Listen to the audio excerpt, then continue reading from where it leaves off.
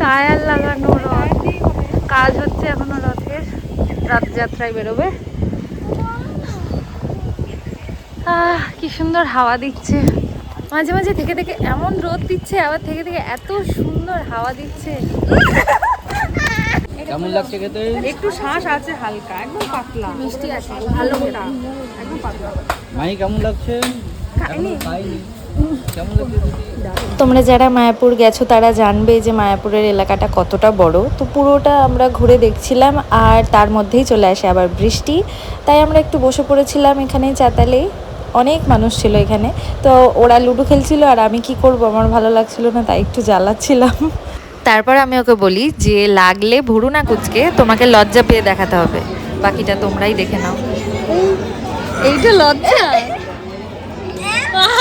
বাড়ি ফেরার পথে আমরা ড্রেস চেঞ্জ করে নিয়েছিলাম, আর যেখানে গাড়ি ছিল সেখান থেকে সরিয়ে এনে দেখো ওরা মজা দেখছে, আর আমরা এদিকে গাড়ি খুঁজে বেড়াচ্ছি। তারপরে বাকিটা তোমরাই শোনো।